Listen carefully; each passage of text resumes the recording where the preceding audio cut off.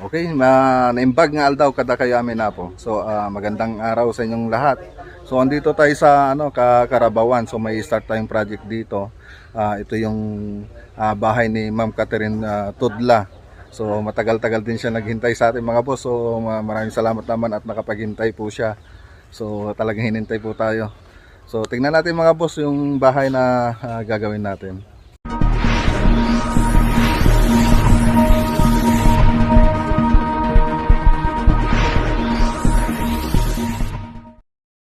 Okay.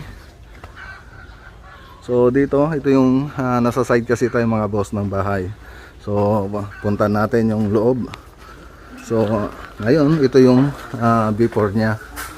Before na video natin. So sa susunod na araw ipapakita natin yung ibang magagawa ng mga kasama natin sa trabaho.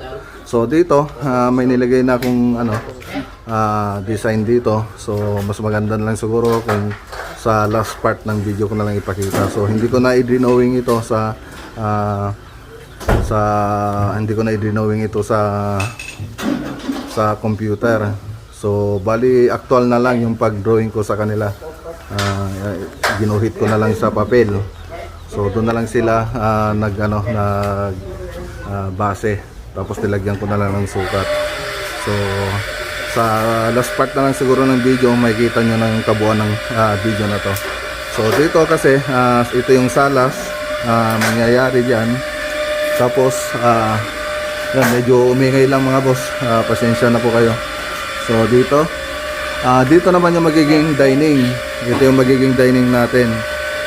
So tapos dito yung kusina natin. Dito yung kusina natin mga boss.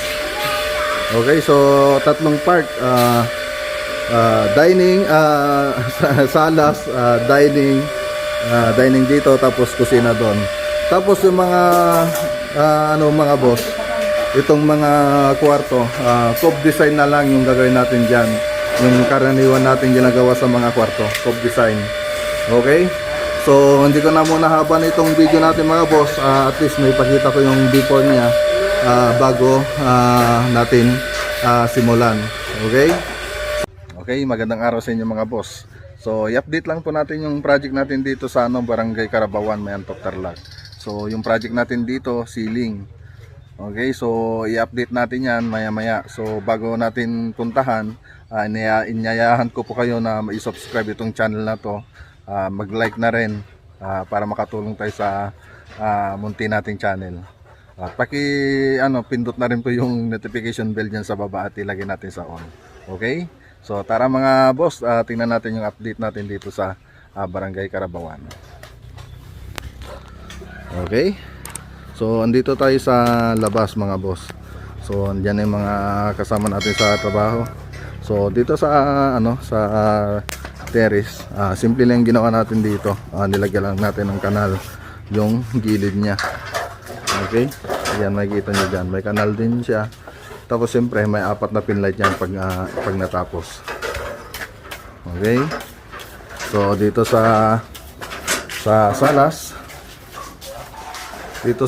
mga boss, ito na siya. Ito yung design ng salas natin. So makikita nyo na may cove light siya na makikita dyan. Tapos cove light din dito sa gitna. Tapos meron pa tayong ilalagay dyan na tatlong parang rectangle na design. So tatlo dyan, tatlo dito, tatlo dyan, tapos dito. So may nakapabricate na silang design. So andun na. So gypsum board din yan mga boss. So pagkatapos nilang ipabricate yan na masilyahan na, sa kanila ilalagay dito sa natin sa kisame.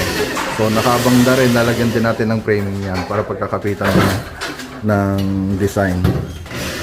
Okay, so ganyan lang yung paggawa natin sa design mga boss. So makikita natin yan pagkatapos ng sa susunod na araw, makikita po natin yung sura niya. Okay, tapos dito sa bandang partition niya, so hindi pa natin malalagyan ng design yan. May partition pa kasi dito na ilalagay dyan. Okay, para hindi tagos-tagos yung dining natin tsaka kusina, dining tsaka salas. So hindi pa natin may ilalagay yan kasi mas magandang ilagay yun kung nakapag-tiles na tayo rito sa flooring. Okay? So, babalikan na lang natin siguro yan pag nakapag-tiles na sila rito. Tapos, punta tayo rito sa bandang dining. So, ito yung design dito, mga boss. So, cove light din siya. Tapos, dito sa loob, cove light din dito. Tapos, malalagyan din ng pin light ito. So, may pin light dito, tatlo. Tapos, dito, may pin light din dyan. Okay, so, ipapakita na lang natin yan sa susunod na araw. Tapos dito, nagpalagay si madam ng minibar. So ayan, dati kasi flat lang ito. So hindi ko alam na lalagyan pala dyan, gusto niya palang lagyan. So kinausap niya yung mga kasama natin dito, nakiusap siya na lagyan. So nilagyan nila ng minibar dito. So maliit lang yung sukat niyan, mga boss. Okay. So yan. Siyempre, mas maganda pa to pag nalagyan na natin ng ng modular cabinet, yung mga laminated board cabinet natin. Siyempre, hindi po natin, iwan ko lang po kung anong gusto ni madam na ilagay dyan. So, balang usapan lang kasi namin dito, ceiling lang muna. So, baka siguro yung mga taga rito na lang siguro maglalagay niyan. Depende po sa kanya kung ano po yung decision niya. So, basta ang sinabi lang sa akin noon, pagkatapos na ito, susunod namin ito pag nakapag-tiles na sila ng partition dito. So, gusto niya malagyan ng partition niya. Okay? So, yung cornisa pala na nilagay dito, may design. Yung rose yung design na nilagay dito. Ayan, makikita nyo. So, may ganyan din tayo sa bahay. May titinda tayong ganyan na design sa bahay. Pati mga ilaw, may tinda rin tayo. So makikita nyo dyan sa screen yung Maclagonilla cornices. So dyan lang kayo mag-order kung tungkol sa cornisa at sa mga ilaw. Okay, so sa mga dito sa kwarto, ang ilalagay natin design dyan, hindi pa sila nakapag-umpisa. Cove light lang ang ilalagay natin dyan. Cove design yung ilalagay natin dito na design. So wala pa silang numpisan dyan kasi inuna pa nila itong salas tsaka dining. So yan lang yung update dito, mga boss, sa Barangay Carabawan, Mayantok, Tarlac. Okay, so sa mga nagtatanong kung paano kami tumatanggap ng ceiling, ganito po siya, ganyan yung itsura niya. Labor materials, may kornisa na kaming ibibigay, kasama na yung kornisa, may design na rin yon. Tapos nakamasilya na. So makikita nyo dyan, nakamasilya na siya. Yan. So dalawang beses kami nagmamasilya, wrapping tsaka finish. So hindi na mahirapan yung susunod magtatrabaho rito, kahit hindi kami yung magpipintura rito. Kung gusto nila kami magpintura, okay lang. Kung gusto nilang ipapintura sa iba, pwede rin sa amin. Ay, pwede rin. So pwede rin yung may-ari mismo magpintura kasi makinis na tong kisame natin. So maganda naman yung pagkakamasilya nung kisame natin. Okay, wala nang sakit sa ulo yung susunod na magtatrabaho. Kasi yung pinakamahirap na gagawin nila dito sa kisame, nagawa na natin yung pagmamasilya. So konting lihan na lang, pwede nang pinturahan. Okay, so ganito yung pagmamasilya namin. So ganyan yung pagmasilya namin, nilalagyan namin ng fiber tape. Makikita nyo dyan, ayan, may fiber tape kami nilalagay dyan. Lahat ng dugtungan nya may fiber tape o mesh tape tawag dyan. Yan. Binabalot namin ng mesh tape yung mga dugtungan nya.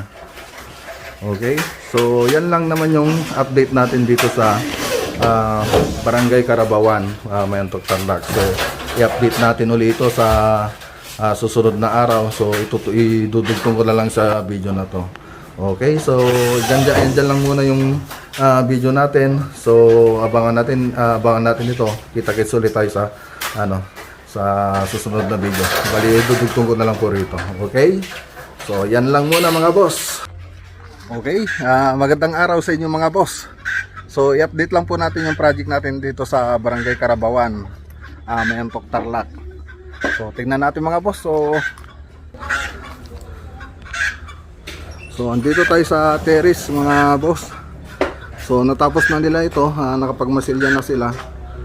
So ang kulang na lang dito yung ilaw, mga ilaw na ilalagay. Tapos dito, ganun din, ang kulang na lang dito, ilaw, tapos yung pintura. So siyempre, ito pa lang yung ano natin hanggang dito lang tayo mga boss muna. Kasi yung magpipintura dito, taga rito rin. So yung mga kasama nating pintor dito sa San Jose, Mayanto. So ang kulang na lang dito, yung mga cop light saka pin light.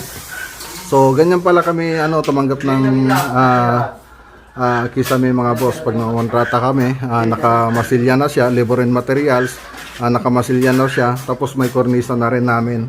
So ang ginamit nilang kornisa dito, ayan. So dito sa kwarto, iba rin yung ginamit nilang kornisa dyan. So may tinta kaming ganyan mga boss na kornisa para sa gypsum board or hardiplex. So makikita nyo dyan sa screen kung saan ko pwedeng mag-order sa FB. Pati yung mga ilaw, andyan pwede kang mag-message dyan mga boss kung gusto nyo mag-order ng mga kornisa namin. Okay, so nakamasilya na siya, 2 beses kami nagmamasilya, wrapping tsaka finish. Siyempre lahat ng dugtungan niya may fiber tape o kaya mesh tape ang tawag po doon. Okay, so ito yung dining natin. Tapos dito sa dining, ganun din mga boss, double cob light. Tapos may pin light yung design natin dito. Tapos dito sa bandang kusina, so mapapansin nyo dito, iniba natin yung design dito sa kusina. So nagdrap tayo dyan para may lagay yung minibar, kasi lalagyan daw nila ng minibar. So nakita nyo nung nakaraan, medyo nakapantay siya rito. So iniba natin yan para mas bumagay. Kasi mas magandang ilagay itong shadow ng drop light natin sa minibar kung medyo mababa. So ang kulang na lang dyan yung lamesa dyan. So sila Foreman Nixon na lang ang bahala daw dyan mga boss. Okay, so dito sa kwarto, tapos na rin nila. Dito sa room 1, cob light yung nilagay, cob design yung ginawa natin dito. Pares lang dito sa kabilang rooms. Cob light, cob design din. So ang nilagay natin kornisa dyan, ito. So may ganyan tayong design sa bahay mga boss kung gusto nyo umorder. Okay, dito sa room 2, ganun din mga boss yung nilagay nating design, cob design din na simple. So yan lang mga boss. So i-update natin ito sa susunod na araw mga boss pag nabili ko na yung pag na-deliver ko na dito yung mga ilaw. So pag naikabit na nila, balikan natin ito para makompleto natin itong video. Okay? Okay, naimbag nga bigat kada kaya na po. Magandang araw po sa inyong lahat. So natapos na natin yung project natin dito sa Barangay Carabawan, Mayantok, Tarlac. So yung project natin dito, ceiling siya, kisame, labor and materials. So itong bahay na to pala ay anak ni Foreman Nixon, yung laging nagbibigay sa atin mga project dito. So tignan natin yung natapos nila na ceiling. Okay. Okay, so andito tayo sa labas ng bahay mga boss. Siyempre unahin na lang natin dito sa terrace. So dito sa terrace, natapos na nila. So ang kulang na lang dito, siyempre pintura, tapos dito sa may center light. So wala pa silang nilagay diyan. So ang ginamit naman nilang kornisa dito, rose, yung napili nilang kornisa na binili natin binigay natin sa kanila. So may paggawan tayo yan yan mga boss sa bahay. So kung gusto niyo mag-order, mag-message na lang kayo sa Maclagunilla Cornices, no? Makikita niyo diyan sa screen yung Facebook po natin. So sa mga gustong mag-order, mag-message lang po kayo diyan sa Facebook natin. So ang kulang na lang dito syempre yung pintura, no mga boss. Okay, so ayun yung anak ni Madam. Hello. Mag-hi ka. Wasa ka pupunta? Hello. Nahiya yata. So andun si Sir, yung asawa ni Madam. So ayan, dito na tayo sa sa salas mga boss. So ito yung design dito mga boss. Ang ginawa natin dyan, naka double cob light yan.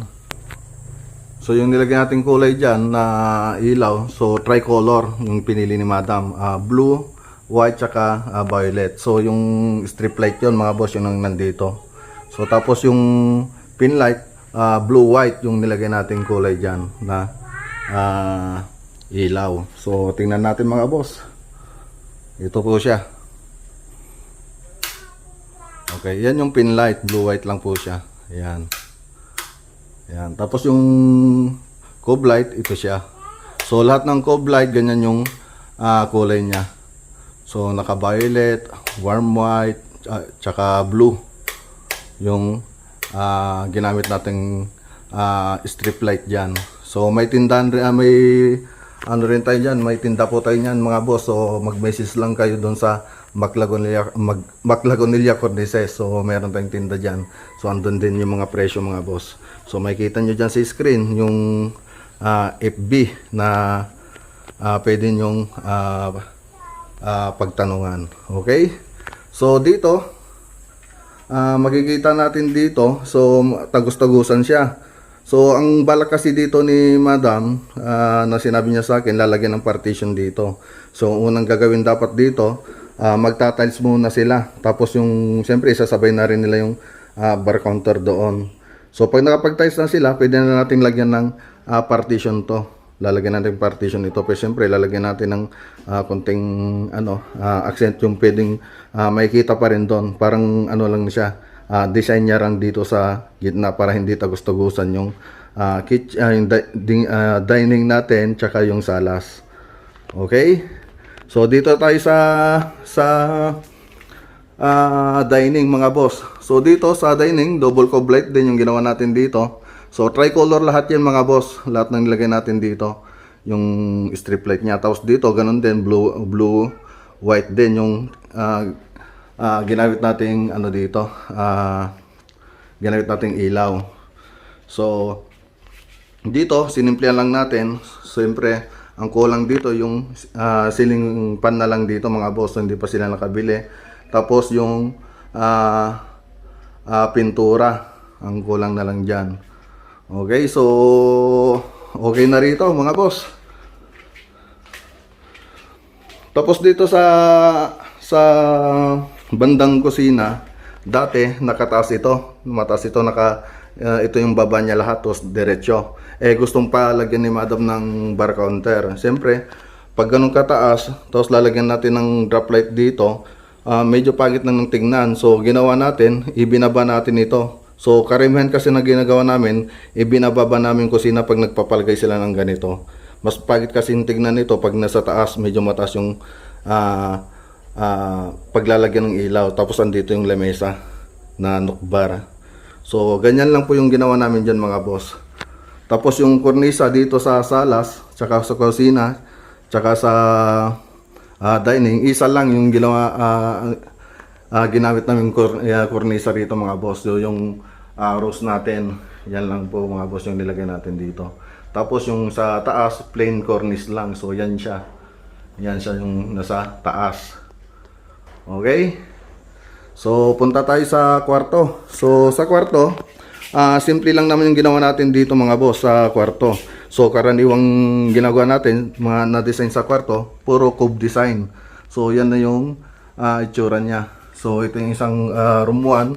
Tapos yung napili na lang kornisa rito, na napili nila sa binigay ko, ito yung gusto na lang ilagay. So yan yung nilagay natin.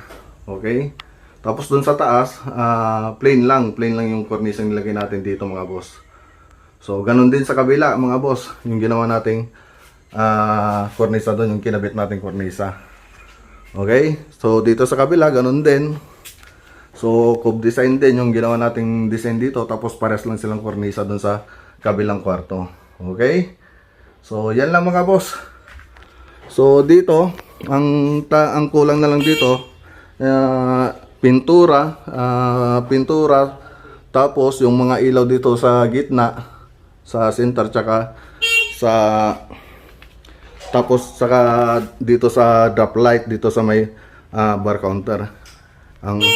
kulang na lang dyan na hindi pa nila nilagay na ilaw. Tapos dito, siyempre, yung sinasabi ko ngang partition na ilalagay dito. So, siyempre, babalikan natin yan pag natapos ni Foreman. Kaya lang, medyo busy si Foreman. May project siya ngayon na 2-story. Tapos, kailangan niya ng asakasin yung lupa niya. So, hindi niya pa magagawa ito ngayon. So, busy si Foreman. Baka, sabi na madam, baka November na daw gawin ni Foreman ito. Kaya pagkatapos siguro ng November, pwede nating balikan ito at ipakita sa inyo para makita natin yung kagandahan niya pag natapos ito, lalo na pag napinturahan. Okay, siyempre babalik pa naman tayo rito kasi lalagyan natin ito, kaya makikita natin yung mga matatapos dito. So sa mga nagtatanong pala kung paano kami tumanggap ng project sa Kisame, per square meter po kami mga boss. Excuse me. Per square meter po kami, boss. Ganito po na yung itsura niya. Siyempre, wala pa yung ilaw. Pag Kisame lang, sinabi naming labor and materials, hindi pa po kasali yung ilaw, tapos yung pintura. So, pero maganda naman dito, sa pag tumanggap kami ng project, nakamasilya na siya. 2 beses kami nagmamasilya, nakamasilya na siya, tapos may cornisa na namin.